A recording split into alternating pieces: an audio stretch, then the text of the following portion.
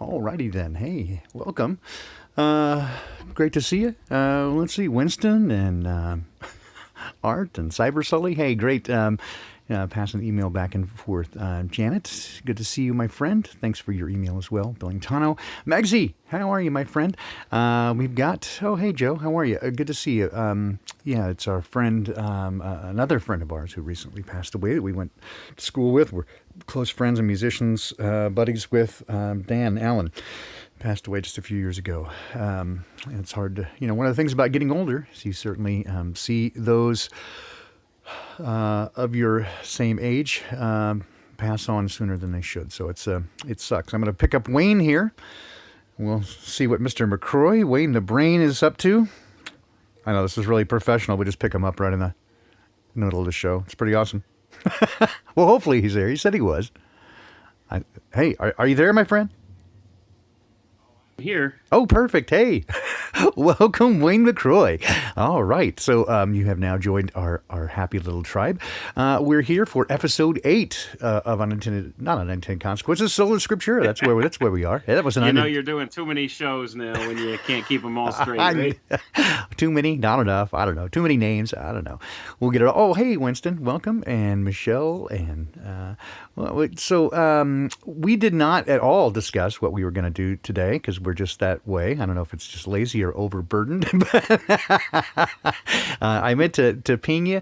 We've had more questions about kind of what we covered last time together, so I thought maybe we could address that. Or if you have anything specific you want to jump into, my friend, we can do that. I am pretty much open today. I have probably a limited amount of time. I got to take care of some other things, but I definitely wanted to get in and make sure that we covered these things. And if you have anything specific, my friend, I will hand the baton to you if you have anything that's on your mind. Nothing really pressing, just a little prescient idea that came to me today. Actually, we went to church this morning. No way. And oh yeah. So it's been nice. Our church has been reopened now, and they're not really big on the whole mask issue, so they don't really push anything with that.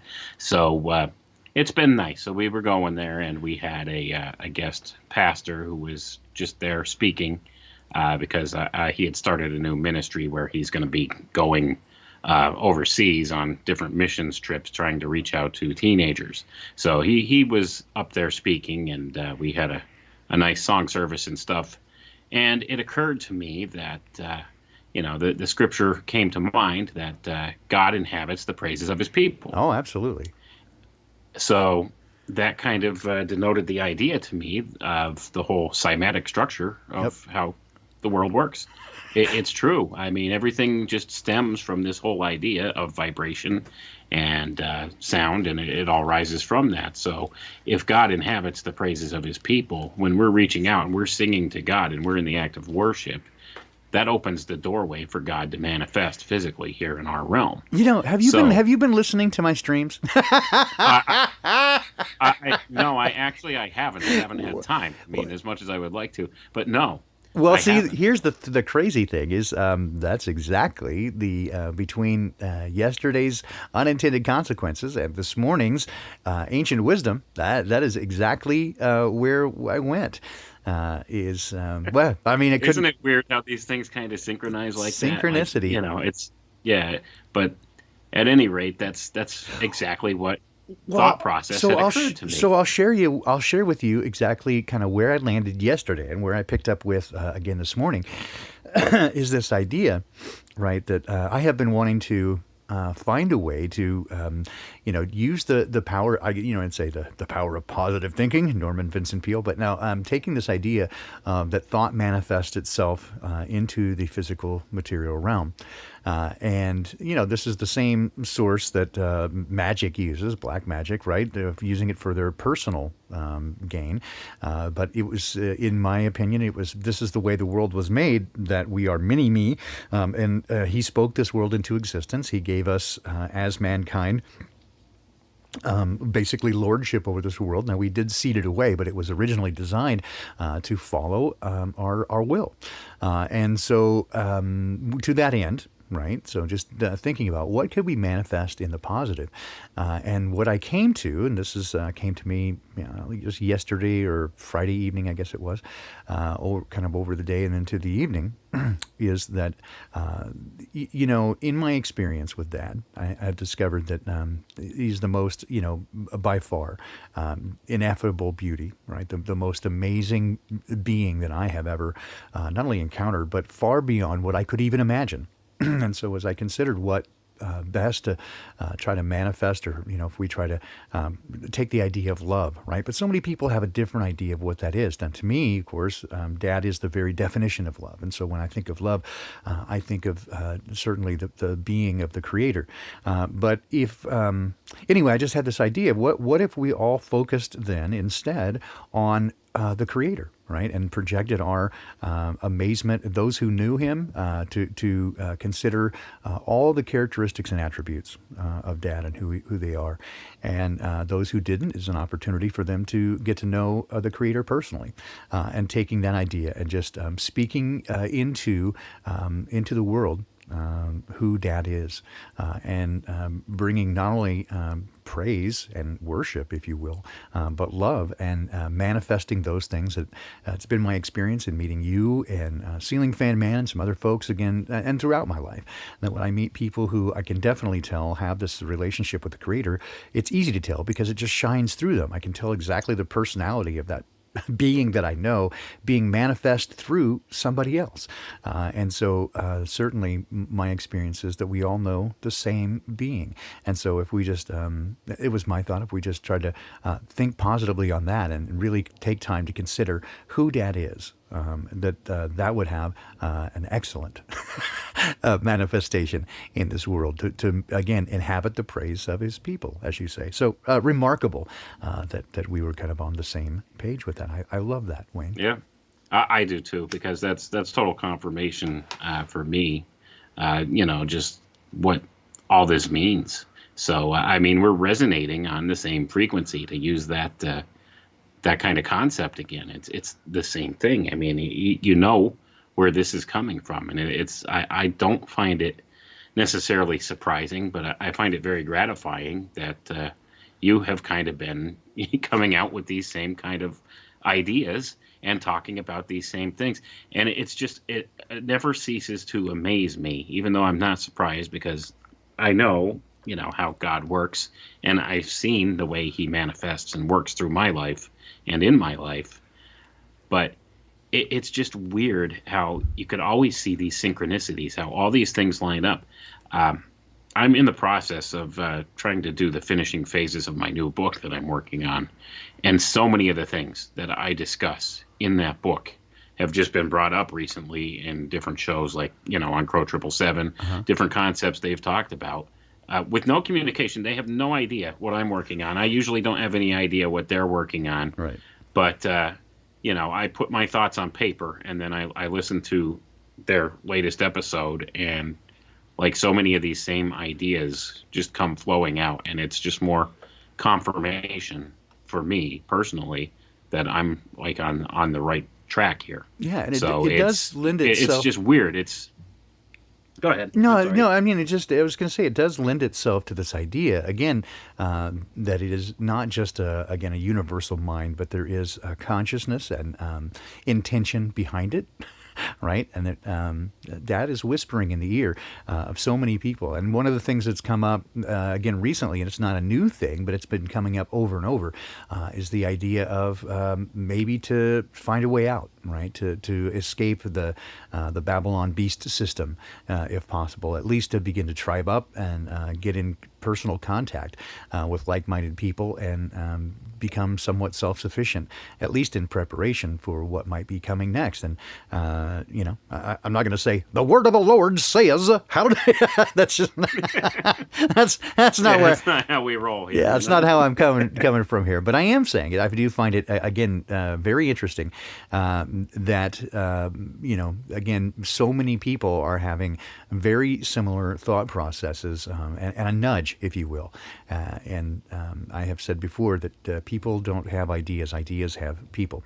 And these things just kind of, again, if you're open to that frequency, then you are going to receive that frequency. You know, it's interesting, Wayne. I had been, ever since this recent issue with the Schumann resonance, now you're familiar with that, right? And I Yes. had brought that up, that it had apparently dropped out for a period of about 45 hours.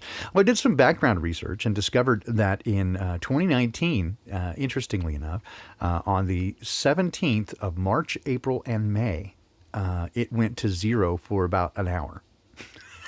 On the same date, That is very interesting. 3 months in a row. March, April, and May. There's the 3, 4, 5. That's the isosceles triangle. Mm-hmm. And then if you're doing the 17, 17, 17, that's a triple 8. Yep. So that's just the numerical encoding there. I find interesting. Fascinating. So, you know, there's something to it. Yep, for about an hour each. And then coming into the fall, there was a period of nearly a whole day. There was about 18 hours that it went dark. And so when I had first brought this up, you know, I was talking to Rose, and she was on the phone with Crow, and he's like, I call poppycock, right? This would be like the Earth going into a coma or being dead. I'm like, well, I'm not making any claims about it other than the data appears to be accurate from not just a variety, but from all the sources that I could come up with that measured these things. It did seem to go dark for, in this case, 45 hours, which is the longest that I can find in history in terms of the record keeping. Now, I will also say that the data completely dropped off the charts and then came back as though it kind of filled back in from many of the recording stations, but it was again very low and not completely zero, but just almost nil. Another interesting thing that I found, and let's see if I can bring this up. I'll have to find this webpage real quick. Is as we talk about the Schumann resonance specifically, one of the you can't really talk about it without talking about frequency, because that's what it is, right? So let me see if I can find. Got to do two things at once here.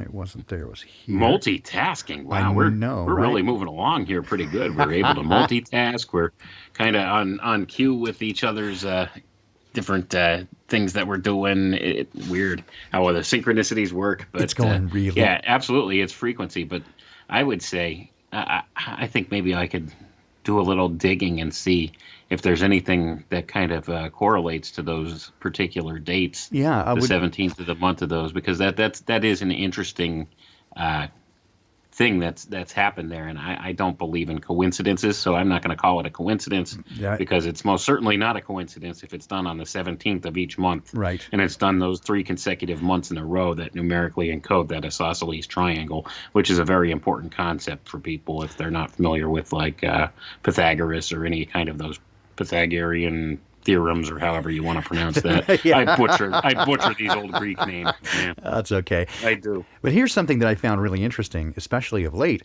is if you take a look at what I'm showing on the screen now, the top one is the frequency, the bottom one is the amplitude. So amplitude is the energy with which it's being used, and then the frequencies.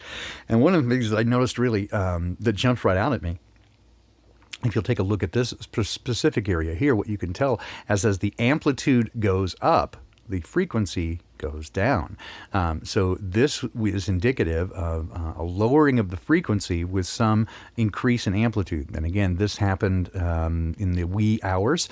This is UTC overnight from the yesterday, the 12th, to today, the 13th. So the amplitude increased dramatically as well, correlating with the frequency dropping substantially. And then it kind of came back, as you see here. And then we see again the amplitude increasing and then the frequency dropping off immediately as a result. So what this means, again, is, I guess, above my pay grade. I haven't really figured it all out yet, but I do notice these correlating factors, that as the amplitude increases, the frequency drops. And we typically associate a lower frequency with lower mindedness. It is at the higher frequencies that people report a change in their perception. They're usually a little sharper, a little more focused. And as the frequency drops, they become less aware. So very interesting, I found. That's extremely interesting. And if I could dare be so bold, I would like to compare it to the analogy of like a light bulb as compared to a laser when you're talking about the frequency and amplitude. When the amplitude increases, that's focusing the energy in much the same way that a laser does. Whereas when the frequency is kind of broader, that's more like a light bulb. So it's still emitting the same thing, except the amplitude is what the difference is. So Right. it's more focused. So there's something like going on with this energy, like where exactly is it focusing to, Well, and it's and if what's you were to going think on of, with that. yeah, and if you think That's of it an just in interesting terms thing. of think of it just in terms of sound, it would be when it gets louder, the amplitude increases. When it gets louder, it gets lower, right? So the pitch goes down essentially. So you go to a lower frequency, but when it gets louder, I'll come back to this chart real quick just to again demonstrate that it is a fascinating thing. And I just I guess again I hadn't paid a lot of attention to this Schumann resonance. I knew of it. I knew of its implications previously, but it was it dropping out that really made me start taking closer attention to looking at patterns. And I found this just fascinating. Again, that as the amplitude or as the frequency drops, it's corollary here with the amplitude increasing. So this is fascinating to me. And again, you see it sort of mellow out here. Then we get sort of a mellow out of the amplitude. It sort of drops off. So it's a very, very fascinating to me. And I'm going to certainly keep an eye on these things as we go forward. Is just keep an eye on what's going on here and see what the corollary factors are. I'd love to take a look also and put it into take a look at the again correlating stuff with what I see some of these notes in the news that seem to be passing messages back and forth, and try to associate that with some both gematria and astrology, and see what I can find, because this is exactly at the same time that we're finding I think it's both is it Mars and Venus or Mercury that are going into retrograde at the same time. So very, very interesting, and I'd like to just see what comes out as a corollary data set from that. I love looking at data. I'm not such a nerd, but yes, I'm kind of. Hey, you could equate a lot from just looking at the data like that. Just looking at that graph there showing how the amplitude jumps up and the frequency drops down. It's interesting. You could make some correlations that way. I'm not saying I understand exactly what that means. That's still a big mystery for us. But apparently there's a spike in the energy level. But at the same token, because there's a spike in the energy level, the frequency drops off. It gets lower, like you had said when you were talking about the sound. Yeah. So it's one of those things where who knows what exactly that means, and who knows exactly how that affects us, because make no mistake about it, we're tuned to this frequency because this is where we live, this is where we belong. It's fascinating because, again, going back to some of these anomalies in the Schumann resonance. So, again, in March, April, May, we had those on the 17th, we had those blackouts. But here we had at 8 a.m. on March the 16th, so the day prior, on 2019, a complete whiteout. And you can see here, it went berserko. Very, very fascinating. And it's not the first time that's happened, but it all happened within those same time periods. So let me move this back over here and go back here. All right. So, there's been a number of interesting anomalies over the past couple of years. So we had this whiteout along with a wave. Here's one, the really anomalous wave that took place. And again, this was in the 11th, 12th, and 13th of March of last year. We saw this amazing spike here, another spike, and then another spike here. So fascinating things going on. And again, I cannot say with absolute certainty, again, whether this is artificial, that somebody introduced additional waveforms into this to create this, or whether this is a naturally occurring event, or unnatural in the sense that it's an anomaly. But it is certainly fascinating, and something that I'm going to spend a good deal more time looking at as a result of these recent events. Yeah, it's definitely worth looking at. We may not have enough actual data to really make any real conclusions about what it could be or what's causing it or anything of the sort. Maybe it is just something that's part of the natural cycle. I mean, that does fall right along the mid-March time frame there. Sure. falls right along Right, lines the with Ides of March, the yep. equinox, yeah, and the Ides of March, all that. So there might be some natural energy at play there. And So unfortunately, who we don't. knows? Yeah, and unfortunately, we don't have a huge amount of records to go on. It's only been, measured since the mid 1960s, and so records really only go back, and some of them not very accurate through the mid 1970s, and so it's difficult. And some of them don't really compare because they begin once they started measuring it, they've been using different things now, including what they call geophones, using actually sonic recordings as well. So it is a very interesting thing to look at, certainly. And I started taking a look when I first started looking at this, along with because some of it has to do. I can tell that some of it's correlated with lightning strikes. When you get a whole bunch of lightning storms, it does increase electromagnetic activity, and we see a direct result of that in the Schumann resonance. It will spike a little bit when you see electromagnetic storms or electric storms happening. But there's also stuff that seems to be corollary to ley lines as well, and some energetic patterns. So I'd like to again take a look at that and see what happens when I try to plug that into both standard and sidereal astrology, and see what happens there. So yeah, just again, fascinating stuff, and but I think it all kind of comes back to this idea of this interconnectedness of all things that I've been talking about. And again, I'm not the only one. It's not a unique idea to me, but I have been really prompted of late to take a closer look at this, and it's been very meaningful. This idea that all things are interconnected, and this is from whence comes a lot of divination and that sort of things. Again, whatever people think about that, there is certainly divination does open doors to intelligences and malevolent beings that you probably don't want to have a party with, but again, without getting too much into that, but it all works on the same mechanics. I'd just put it that way, that these mechanics are laid in place by the Creator, and as a result, they're there. Right, and it's I think certainly not a scary thing to look at in terms of trying to manipulate it. That's where we probably get into a little bit of trouble. But anyway, I think it's very fascinating, and it certainly is indicative that there are things happening around us. I would just definitely put it that way. That it is not business as usual. I'll put it that way.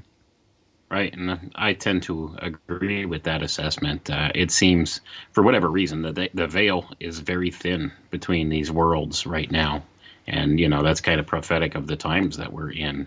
But you could see, like, there's a lot of different ideas that manifest from this whole concept that God inhabits the praises of His people, if you want to put it that way, or the Creator manifests through frequency and through these different types of sound waves or carrier waves, or however you want to term it.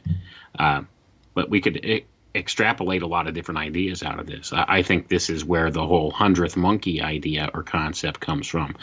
This is where, the whole synchronicity thing happens, deja vu.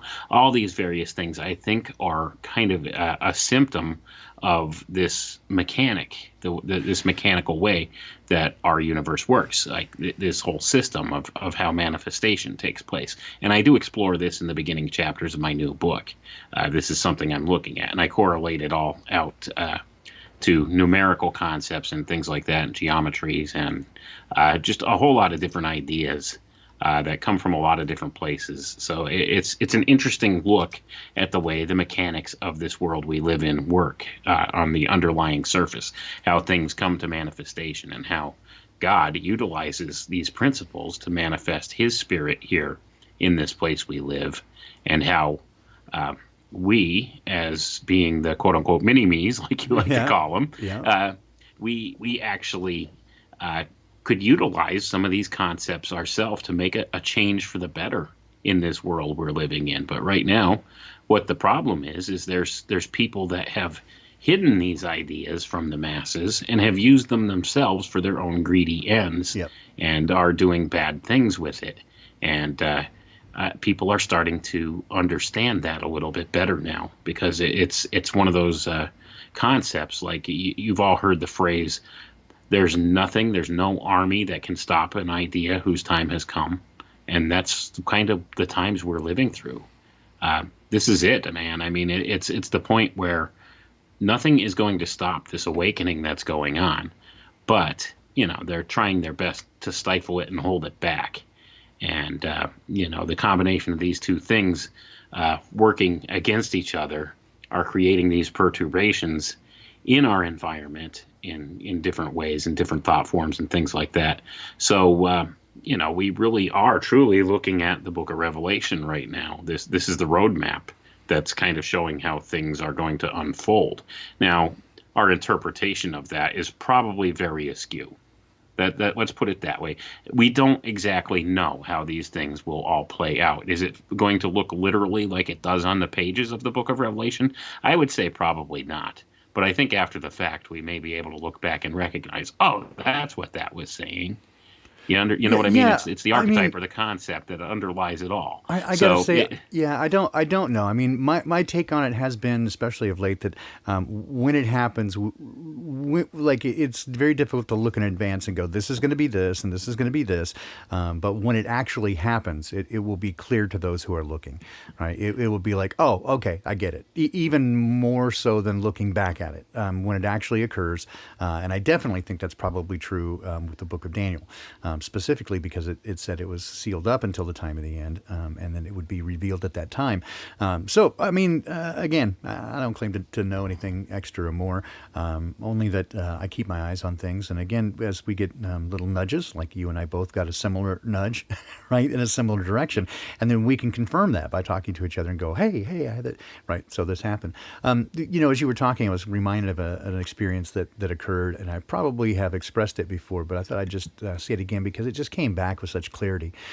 So I was in Northern California. This is a number of years ago, almost 2 decades ago. And at the time, I was just with a group of people, and we would get together on Wednesday nights and just sort of do what we called like a free-form worship jam, right? And much like I do the little noodling, right, that I do before these streams. And I explained this morning a little bit about that when I do that, it really is largely to kind of wipe off the mental whiteboard, if you will, because I do it extemporaneously and it's just improvised in the moment. I'm not really thinking of anything. I'm just chasing the sound of the music where it wants to go, and that allows me to just sort of clear my mind. And then when we begin, I can start from a very fresh place and just sort of clean. But using again, I hadn't played. Until I started doing this again. For about 5 years, I didn't have an instrument on which to play. But previously, I would sit down and this idea of worship, I would sit there sometimes for hours and just and play my heart out to Dad, and often just extemporaneously sing my heart out to him, right, and just tell him what was going on, just pray in music. And this is exactly what I would do with this group of people on Wednesday nights. We'd get together, and there was 8 or 10 of us, and we would do this, and people around us praying and doing that sort of stuff, and meditating. And I just had this, I hate to say vision, but that's what it was. I just sort of, in my mind, I saw the waves, it just, as you say, perturbations going out from us, but not just sound waves, but that we were all in one accord.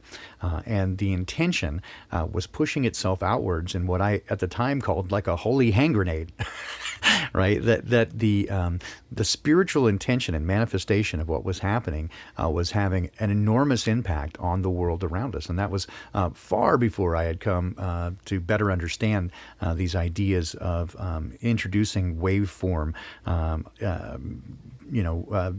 Basically, wave analysis and that sort of stuff into the mechanical world, right, into the world around us, and then overlapping that into the nature of cosmology. Hadn't approached it, right?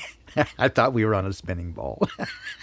I'm sorry, but anyway, yeah, it was such a clear picture, and it was so profound and impactful to me at that moment to understand that what we were doing was having an impact more than just the sound, but an impact manifesting itself into the world because of our intention, and that is exactly, I think, what I was brought back to when you began with the idea that He inhabits the praise of His people. When it sort of causes a dimensional shift, if you will, especially when you get a group of people together in one accord who are all focused on that same thing. It causes change. And It truly does. It really does. And that's the whole thing. It all comes down to intention. I say this all the time. I know a number of us say this all the time. At the heart of it all is intention. So if you have these good intentions and you're reaching out and actually using your voice, lifting your voice toward the heavens and giving credit to the Creator for all the goodness that is here, for all the things that He created, He does come down from heaven and manifest within those praises. And you could feel it's a very palpable, real thing. The Spirit of God, when the Spirit of God descends on a place, you could feel it. And I've experienced this. I've had many encounters with God, and I could say I'm a better person for having those encounters. I do have this personal relationship with Him. I know who He is and what He's about, and it's different when you have this personal experience with God. It's not as cut and dry as, oh, this is written down on the page, oh, that's just a story, blah blah blah blah blah. You know what I mean? And I definitely know I could understand all the metaphorical and archetypal things that are written into the Bible. And, we could debate all day long, were these real, actual people that existed back then? Is this an accurate history? That's irrelevant. See, that's the thing. You're missing the point if you're looking at it from that. This is the whole of human experience, pretty much summed up in one book. There's a lot of wisdom just engrafted into the Bible, and it's a tool that could allow you to understand and be able to have this relationship with the Creator. Yeah, it helps you to see things more clearly. And when you do have this relationship with the Creator, the words literally will jump off the page at you at some point and hit you and strike you as meaning something different, like a different interpretation each time, depending upon when you're reading it. And it's kind of hard to describe unless you've had the experience. It is, and it's been described as the living word in part, right, because it does that. But yes, I have often said that I consider it an invitation, if nothing else, whether people want to, however they want to view it. Whether it's accurate historically or literally, or whether it's metaphoric, irrespective of all that, as you say, what I do find is that it does contain wisdom and power, and it is an invitation to get to know the Creator. And once that happens, once that happens, the invitation is accepted to get to know the Creator. Then all of it becomes more apparent. Then you begin to understand its meaning. And, so those who make, I'd say, good logical arguments, if you're just going from a place of logic, those things can make sense in an academic sense. But they are, in fact, frankly, meaningless in the context of once you get to know the Creator, all bets are off, right? It's like talking about someone you've never met in a historical fashion. It's like trying to understand the motives of the founding fathers, for example, versus having dinner with them every day for 2 years. Right? It gives you a very different context to understand. So you can go back and look at the records. You can see the letters they wrote to each other and try to understand and put it in context in an academic sort of cerebral way. But it's never going to give you the kind of insight that you would have if you lived with them for a number of years, right? Right, and that contextual idea, that's a big part of it, because if you're looking at it just in the literal context like most people do, you're going to write it off. Because, I mean, there's just so many things that are not necessarily provable in, terms of modern day, quote unquote, science or that kind of thing with it. But you're forgetting about the philosophical element. You're forgetting about the spiritual element. All these things are important. The materialist view that we have now, the hyper-materialism that is rampant in our world, this is only one view. The science that they push is a science of hypermaterialism. Yep. And this is only one tool that you could use for studying things. But there's no empirical tools that could measure the spiritual or the philosophical. And that's the whole thing. I agree. And moreover, it does say clearly in Scripture, right, that the wisdom of God turns the wisdom of men into foolishness. And I very clearly understand that, because there are aspects, if you, and I've seen it done dozens of times, that people look at some of the tenets of Christianity and make a mockery of it, because it seems if you look at it in one context, it seems, well, that's just ridiculous. Why would God have to kill himself to come back to save man who he didn't, he could have just, right? If you look at it in those terms, again, you can make it preposterous. It only really makes sense when you get to better understand, when you get to know them. And then they can reveal to you the underlying theme and why things are the way they are. And even then, only to a certain extent, that our ability to understand it. Because, again, as I related this morning, frankly, there are so many things about the Creator which are, I don't know, such an enigma, right? So one of them, for example, is in our human experience, power corrupts, and absolute power corrupts absolutely. And that's a true saying. And yet here we have the most powerful by orders of many magnitudes, more than anything else, the most powerful being imaginable, and then some, who instead of being lording it over others and using that as a weapon, instead loves in a way that is beyond imagination. Those two things, in a human sense, kind of don't go together, right? They're almost opposites. And yet, here we have it within one being, the ability to create the perfection and going along perfection with absolute perfect love. It is mind-boggling. And yet, until you experience it and to get to know him, it seems, again, in a way, preposterous. It's something that the human mind is not prepared to conceive. Right, and that's just more evidence there. The foolish things of God are greater than the wisdom of men. And, this is why Jesus is a stumbling block for other philosophies and religions and stuff as well. Because let's put it this way, okay? Out of all the religious, methodologies and different philosophical movements and stuff throughout the world, basically Christianity is the only one that's saying, hey, you know what?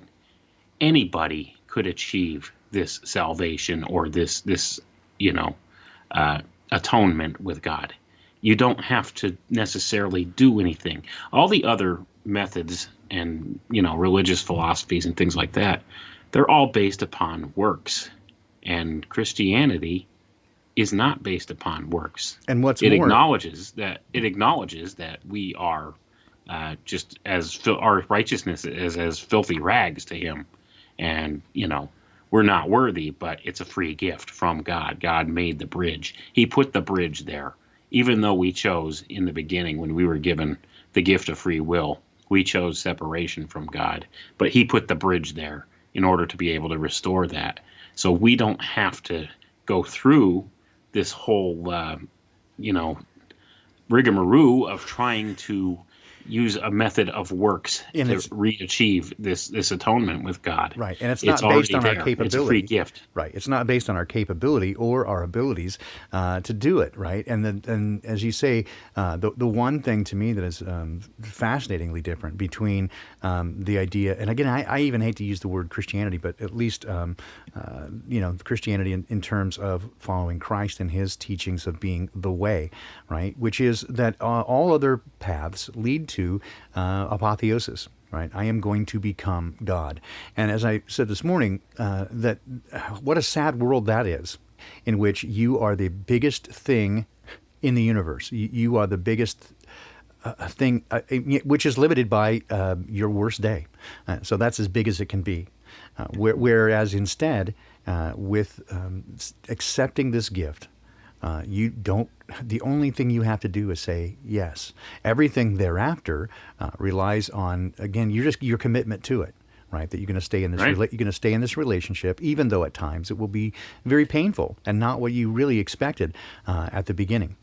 So it really just depends on, again, your accepting of a gift rather than your ability to understand, your ability to do the things through your own willpower.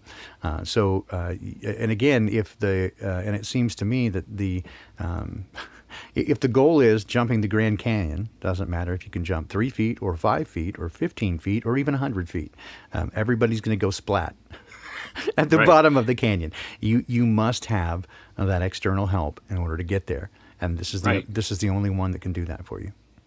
Right. This is the one that's offering you an airplane to fly across the canyon rather than trying to jump across. Exactly. It really is as simple as that. And that's not to say that we shouldn't, seek out enlightenment per se, or try to study these things and come to this knowledge or this gnosis. It's not to say that's a bad thing, but there's a much easier way. It's a free way. You don't have to try to do this, because that's just, it's going to be fruitless in the end. Like you said, if you could jump 3 feet or 5 feet and you're trying to cross that canyon, there's only so far you're going to be able to get on your own. And, this is the thing. You're offered the free gift. Why not accept the free gift? I mean, if this free gift is offered, and say we're totally wrong about this whole thing, what have we lost by accepting this free gift? You know what I mean? Right. What have we lost? Whereas if this is true, and this is the way provided by the Creator himself to you as a free gift, if this is true, then you have everything to gain and nothing to lose.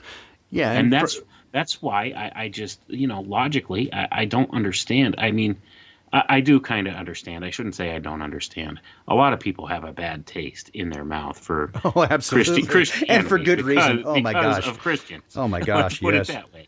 So, yeah. But, I mean, honestly, if you just even take a step back for a moment and look at it from that vantage point, okay, if you're wrong, you've lost nothing. But if you're right, you've gained everything. So where's the downside? And and for me, Wayne, that's not even in my experience. In a way, that's like not even the point, right?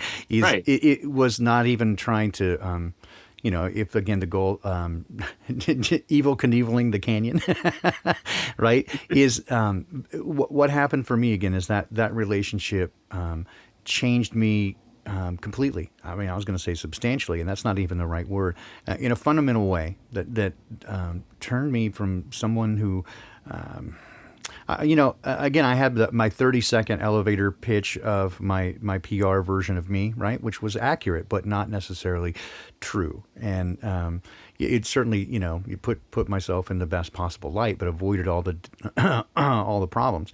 And instead, again, this has turned me from someone who could not accept love to someone who not only could accept love, but is able and willing to give it under all circumstances. So that has been the most amazing change. It's fundamentally changed my life. The rest of it is sort of a bonus in that, wow, so I'll get to spend eternity with my Creator. Awesome. Right? Couldn't think of anything better. But even if that weren't the goal, if it were just to have changed my life during the period of time that I'm here, it would have been absolutely worth it from my perspective, because it fundamentally changed the nature of who I am and how I see things. And so no longer do I struggle with the things that I don't have, right? Feeling lonely and feeling like, nobody understands me, and all the things that I don't have. And instead, I'm super grateful for what I do have. I love the relationships that I've developed, and I have a better understanding that, the only thing you get to take out of here is who you are and the relationships that you develop. And that's it. And so those are the things that I'm going to invest in, is who I am and the relationships that I develop. And that's it. Those are the things that are, to me, worth investing in. Right. And that's the big Yahtzee right there. It really is. Even if you're looking at it just from the frame of mind, okay, well, because of this, my life while I'm here in this earth, existing here in this place, in this realm, is better for it. It's that peace that surpasses understanding. And, it's something everybody could have if they just accept the free gift and seek ye first the kingdom of God and his righteousness, and all these things will be added unto you. And that's what it says in the scripture. And I found that to be true. If you're hungering for God, to know who God is and who the Creator is and why we're here, and you're looking for this, and you're earnestly seeking this, then all the other stuff is just an aside. It's a bonus. Yeah, it's icing on the cake, right? So, right. And so I find the same with wisdom and knowledge and gnosis. It's not that I'm against it, right? Or right. That I think it's not valuable. It's just it's not valuable to the extent that it's not going to serve the purpose that you probably think it is, and it also has the potential downside, right, of making you focus so much on yourself that there's this never filled hole in your heart that can never be filled, right? And so until that's filled, there's nothing you can do. And it seems to me, again, the only thing that I've ever found that can fill that hole is Dad. And once that's filled, then you overflow with it, right? And then comes joy and compassion and love for others.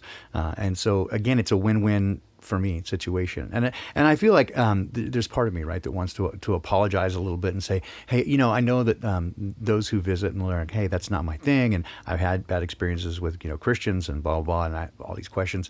Again, my point is never to try to drag anyone kicking or screaming or to convince or convert. Again, I can only share my experience. I know Wayne is kind of the same mind, that we would want to exhort people to say, hey, these are things that fundamentally change our lives for the better. Why would I not want you to know these things? Right. Right. But it's not no judgment on me. And again, I know that seems maybe weird coming from someone who says that I do accept Jesus, right? To go, oh, well, Christians are, I know. I know exactly how it is. And I've said over and over, the biggest obstacle to Christianity are Christians, right? Because it's a religion, right? So any religion is, I think, counterproductive because it's a belief system. And that belief system then contains you, and it is a sense of constrainment, right? It is a way to it's a means of control, whether you know it or not. And the relationship with the Creator is not that at all. It is absolute freedom. It's the opposite of control. But again, every earthly source, especially that of the church, especially, quote, the church, the Catholic, which means worldwide church, right? They consider themselves the only path. They have a long history of being very bad, right? And not wanting your best interest. So I take their word for it. If you hate what you think religion is, who you think Jesus is, who you think the Creator is, but you're taking their word for it, I would adjure you, don't take their word for it. They're liars. Right? So find out for yourself. And that's, again, my encouragement always is if you want to know the truth, go to the Creator. Don't take my word for it. Don't take Wayne's word for it. For fuck's sake, don't take the Jesuits' word for it, right? Go ask Dad. And how can that be scary, right? And again, I know that I had a few people attack me and say, oh, you're leading people down the wrong path. What wrong path, right? Like what? How is that in any way dangerous to send people to the Creator and say, if you want to know, go ask Him. If you lack trust in the Creator, you got more problems than me, man. Because that's all I'm telling people to do is if you want to know the truth, go find out from the Creator. I can give you my perspective. I can give you my experience. This is what I see. And I expect that in some cases I'm absolutely wrong. But I know He's not. That's been my experience. And, if you want to know, go ask the Creator. That's what I got to say about that. I don't think that's misleading in any way. No, and a lot of this stems back to the whole idea of belief, once again. And I think we need to have, instead of belief, faith and belief. And here's the problem. The English language kind of makes these two things interchangeable. When in, some of the more ancient languages, there were different words to describe these two different aspects of things. We need to have faith. And that's far different than, say, belief or a belief system. And that's something that's kind of lost on a lot of people. You could have faith and not necessarily cling to all the beliefs of a belief system, because most belief systems are heavily laden with dogma and dogmatic thought and processes and man-made ritual and, man-made concepts. And that's where people kind of lose the train of thought with the whole thing. Because religion is tied up in dogma. This is the thing. This is the whole dogma of belief tied up in religion. And that's where people kind of lose the trail, because it's more about relationship with God rather than, this whole religious kind of notion or religious belief. Sure. So you could have faith in God and still not necessarily lose your way or kind of lose this relationship with God if something happens that kind of makes your belief system shaken and your worldview. And that's the thing, and that's where a lot of people kind of lose their way with this, is because if they were brought up in the Christian church or something and they encounter something in their life that kind of goes against what their worldview has always been and shakes up their worldview, then It's they kind difficult, of feel betrayed by their belief system and their religion, and they kind of throw out the baby with the Absolutely. bathwater. And that's a conversation I had with Ceiling Fan Man last week, right? Is that, and I told him, I said, good for you, because so many people, just as you say, that grew up in dogma. And to me, again, my observation is dogma and legalism absolutely comes from the enemy. He's the best lawyer out there, right? Because all of his arguments are legal arguments, and they're solid legal arguments, but they're not truth. So Ceiling Fan Man basically had no background with Christianity at all. Kind of grew up sort of Jewish by by birth, and not really even religion there, but had so much less to unlearn. Right, so he's just able to approach it with an open mind and go, what makes sense? And that is, in fact, for many people who have no background with dogma at all, a much better place to start, kind of tabula rasa, right? So an empty slate, an open book where you can just kind of come into it and go, okay, show me what truth is, right? Rather than trying to defend previously held ideas. And this is one of the things that attracted me to, again, the Crow's tagline, that belief is the enemy of knowing, because I had discovered for myself that most of my large major epiphanal moments came as a result of challenging and letting go of previously held beliefs without really considering how I had come to those beliefs, why I had absorbed it and where it came from. And once I kind of attacked that and said, hey, where did that come from? And realized that its foundation was sloppy at best, and most of it either shaky or non-existent, including, right, the shape of the earth. Right? I had come to those beliefs because they were handed to me, not because I investigated it or discovered it for myself or there was any solid evidence for it, but because it was a belief system that was handed to me. And so anytime that you have something that's handed to you in part or in whole, whether that's a political ideology, a religious dogma, or any kind of belief system, it behooves you certainly to examine those very carefully. And again, I would say rather even than trying to disprove or prove either side, just try to approach it, throw everything out, and just try to approach it from a learning experience. Like what can you learn and understand? What can be proven, and take it from there. Right, absolutely. And I really honestly and earnestly believe that our Creator wants us to question these things, question everything. That's one of my mantras. Question everything. Like, don't just accept it at face value because somebody told you this, or because you were taught this in school, or it says it in a book. You know what? There's a lot of books out there that tell you an awful lot of wrong stuff. So yeah, right? just because it's in a textbook or something somewhere doesn't mean it's correct. In fact, I just recently, within the past 8 months or something like that, I acquired a book here. It was written in the 1950s. It's about dinosaurs. One of my kids got it for free at the book fair at school. They were cleaning out their school library. It's about what it's and worth. we're giving away some of these free books. So I just, they brought it home, and I'm like, my wife's like, get rid of these books. We have too many books and this and that. And I'm looking through, and I see this book, and I'm like, no, this is a keeper. There's no such thing as too many books, dude. Yeah. There's no such thing. Sorry. Anyway. No, I know. So I kept this thing because I wanted to see, okay, what are they teaching about dinosaurs now? What were they teaching in the 1950s? And I'll tell you what, it's kind of eye-opening to see how the whole dinosaur narrative has changed in the past 70 years. Yes. Because you're looking at this textbook from the 1950s talking about it. It was all about dinosaurs, written for children and explained, in simple terms for children. And it's totally, totally different from what I learned in elementary school in the 1980s, first of all. And then second of all, far and away different from what they're teaching the kids about dinosaurs today. Yeah. And third of all, I mean, it really opens your eyes as to what nonsense the whole dinosaur idea really is. Yeah, when and it comes yet, down to brass right, tacks. and yet they will, again, lying and deceptively tell you that, oh, no, it's settled science. We've known this for forever. And you can see, again, just from their own words, that they're absolutely being deceptive about that, or themselves misled, which many are, right? So they were simply taught, again, it was a belief system that was handed to them. They were taught this is, we've always known this, and so they believe it. Just like, I heard Brian Cox say, as far as I know, nobody ever believed that the earth was flat. It's like, why are you out of your fucking mind? Like Yeah, every there's no single evidence of ancient that culture. anywhere. Look at all these maps, you know. Exactly. Every single ancient culture had a very similar cosmology. It's like, okay, you're either retarded or you're lying. Yeah, and again, this is why I say that absolute certainty is the imminent domain of frauds and fools. So he's definitely one of them, because he says that, with his kind of whiny confidence. I don't even know. Anyway, not my cup of tea. But yeah, just tell your wife I said, hey, honey, there is no such thing as too many books.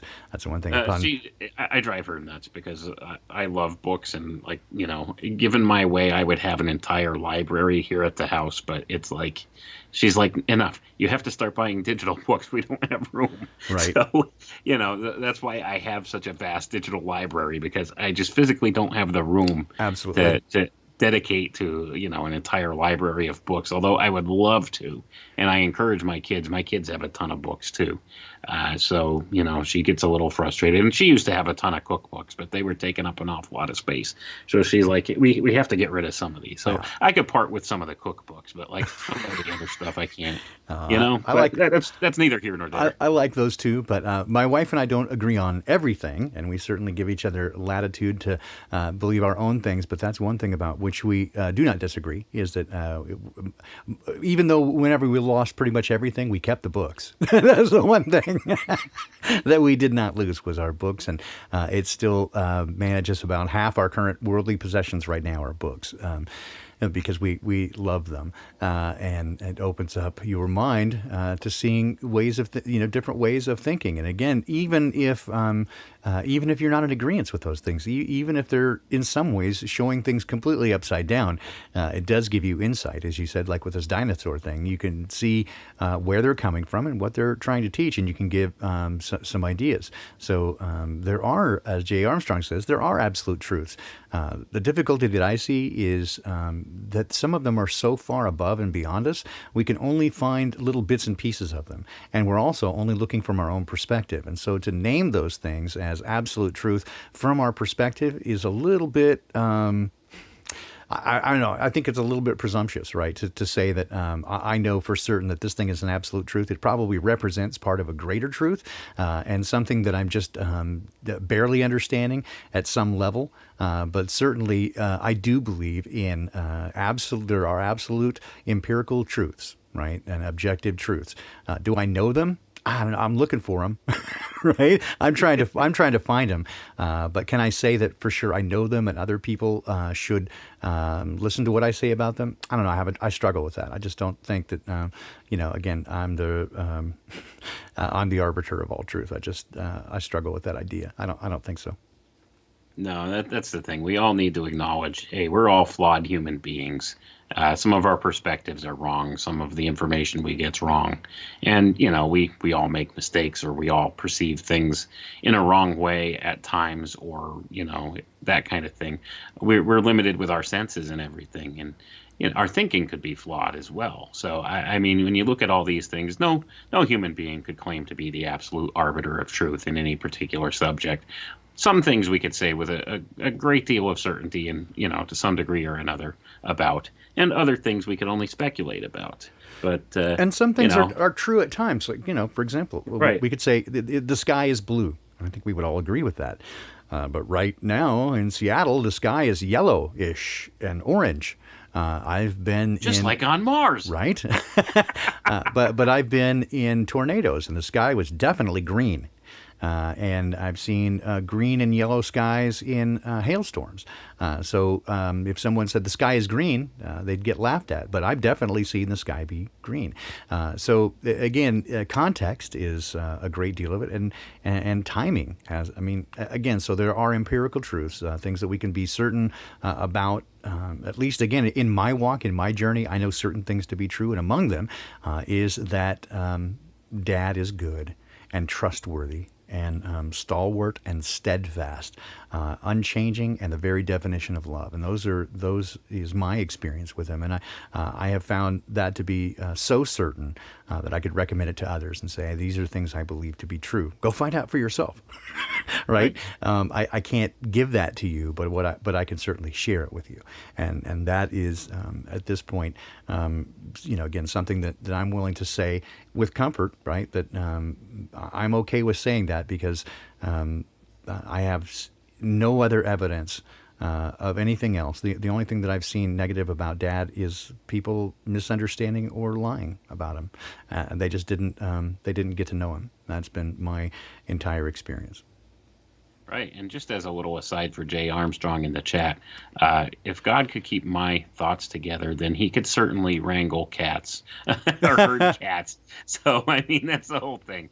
It's kind of like, I don't know, sometimes keeping my thoughts placed in the proper order and trying to get ideas out. It seems like herding cats with ADHD a lot of times. So, if God could keep my mind focused enough to be able to get these thoughts out, then yeah, he could definitely herd cats. So that's something that I thought that was funny in the chat there.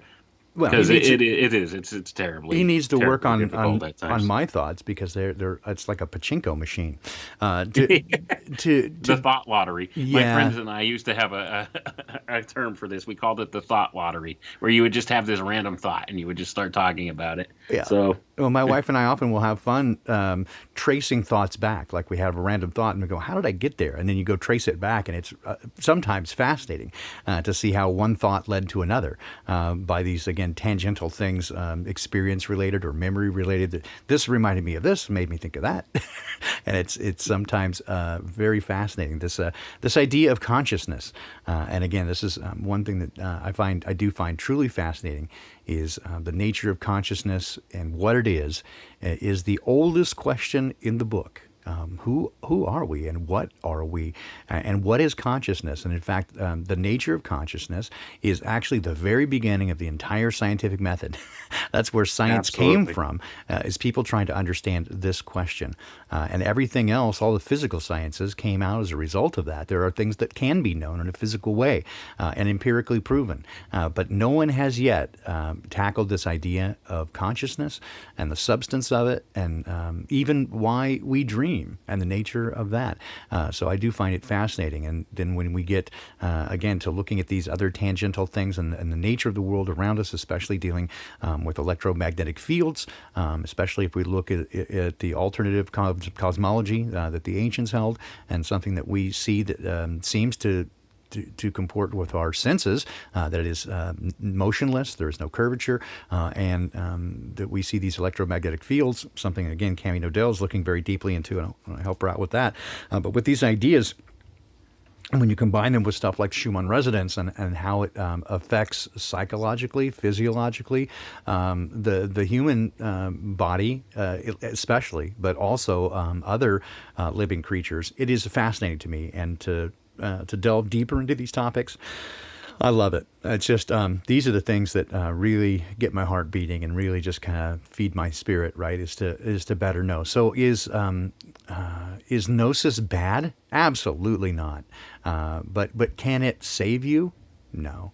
I don't think it can do anything but get you a couple extra feet in jumping that Grand Canyon, and the end result is always splat. So get your ticket on the airplane, and the in-flight service is terrific, by the way. Yeah, definitely. But anyway, like a lot of these questions, these things have been pondered for entire lifetimes by men much smarter and wiser than ourselves. And man, maybe I'll tell you, no, just contemplating these things, this is the whole gist of creation itself. I think this is the ultimate thing that we have a hunger for, that we seek after, are these questions, this question of consciousness. What is consciousness? What am I? Where do I come from? Why are we here? Who is God? What is God?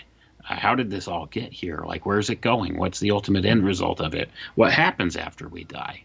All these questions. Like, these are the important questions, and people have spent entire lifetimes pondering these things. I'm pondering it myself now, and I don't see a foreseeable end to me asking these questions or pondering these things. Even when I get more and more and more information, there's always that hunger for more. And these things may not ultimately really mean anything in the end, are seeking after these questions. Maybe, it's because it is the free gift of God that we're given this. We'll get to where we need to be, and we may not even get the answers then when we get to the other side. That's the other thing. We might still have a lot more questions. So it's a lot of different things to ponder about. But I love exploring these topics and looking at this stuff. And Absolutely. it's really fascinating stuff to discuss, and it's good to have a group of people that's interested in talking and learning from each other about these things. So it's good that we're here, and I definitely, want to make sure that I could kind of express myself and why I consider myself a Christian, and kind of not lose face with people, because I know a lot of people, they do have this bad taste in their mouth for Christianity because of Christians. And I see that all the time. And it's like, it's a constant ongoing thing. It's one of those things. It's hard to separate one from the other. Like saying you're a Christian. I'm a Christian in the fact that I follow the example of Christ. And that's kind of how I choose to describe it. I follow the example of Christ. Yeah, that's how. And that's the best way I could put it. All the other stuff is extraneous. You know what I mean? Like all the dogma and everything that's attached to the religious faction that call themselves Christians. That's not me. I'm a Christian in the fact that I follow the example of Christ and the intention of Christ. And that's kind of what the viewpoint I come from.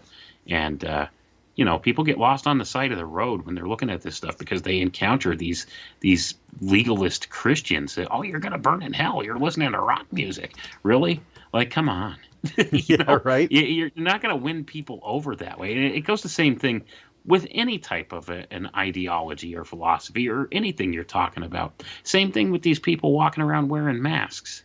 You're not going to win them over by saying, it's ridiculous. This is all a hoax. Take the mask off. Yeah, you're dumb. You're not going. You're not going to win anybody over that way. And you know what the way is to win them over? It's something simple. It's the approach. Well, and what are you afraid of? And it's love. That's what you need to ask them. What are you afraid of? Why are you wearing that? And if you ask them that earnestly and in that kind of a tone, then they have to reflect upon themselves and think about it. What am I afraid of? Why am I wearing this? Then, you could proceed to ask them, when do you plan on taking that off and not wearing it anymore? It's the same kind of thing.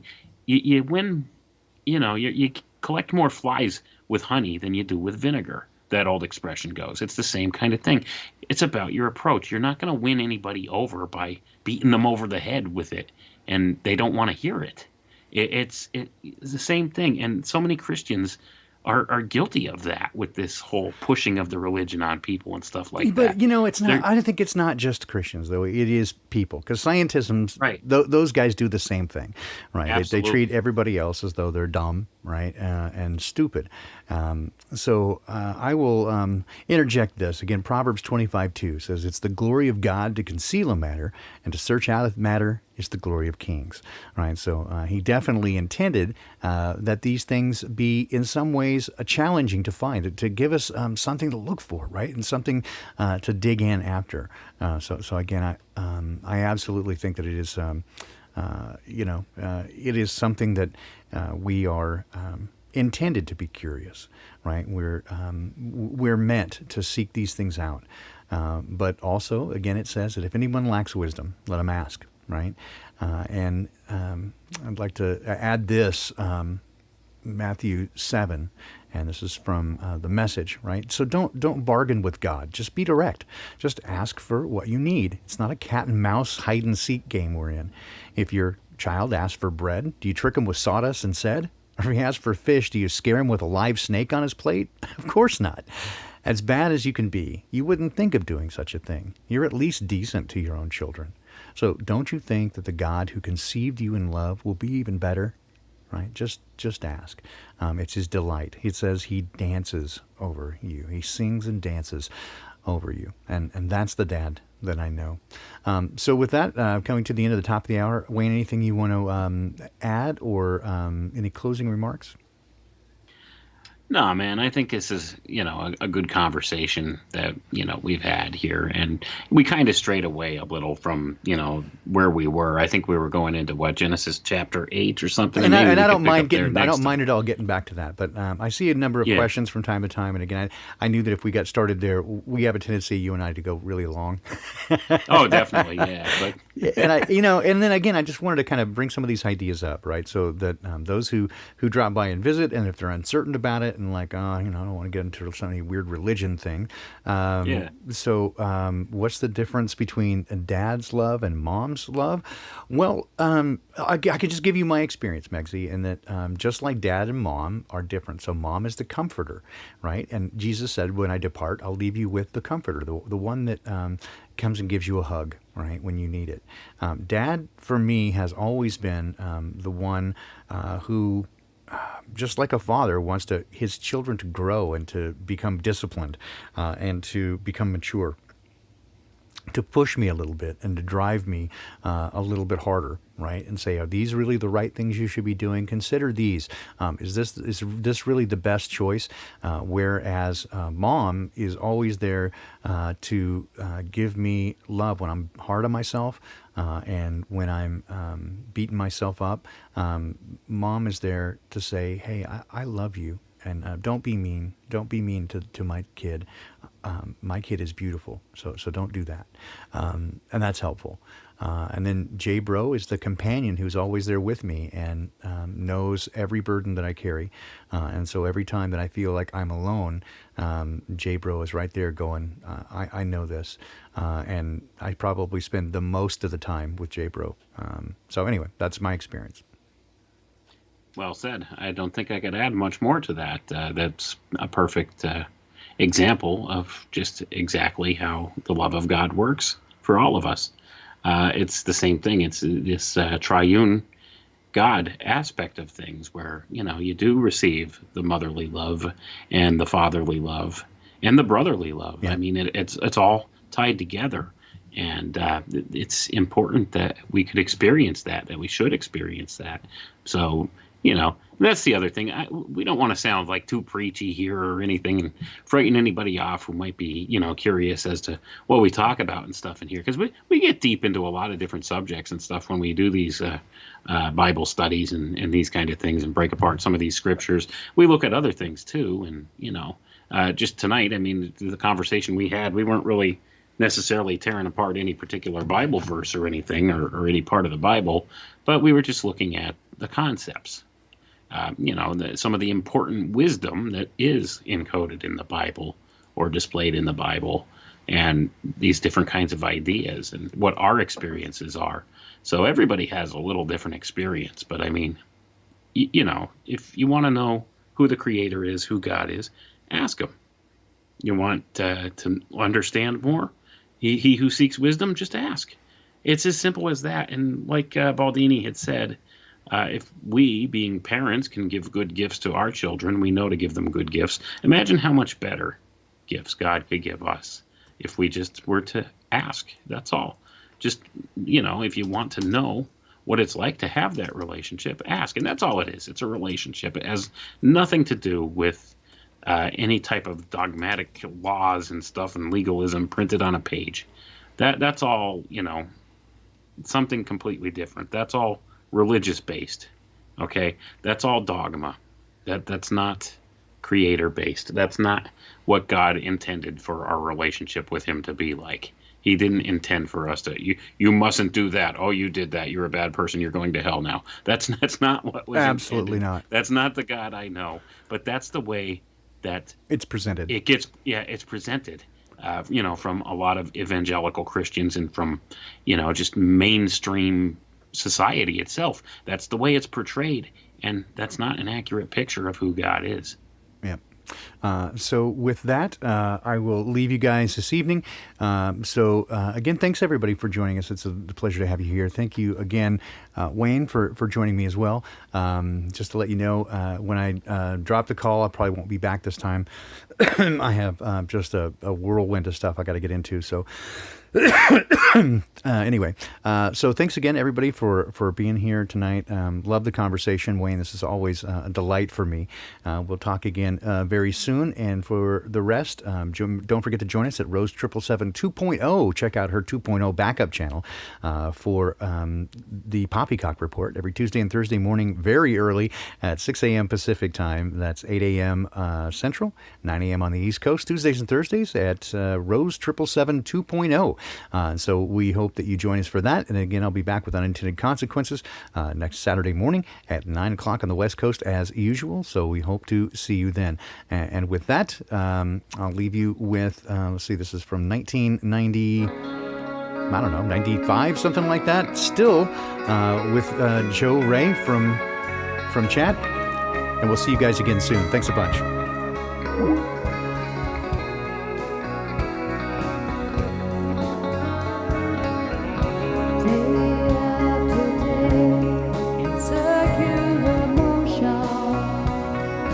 All of the answer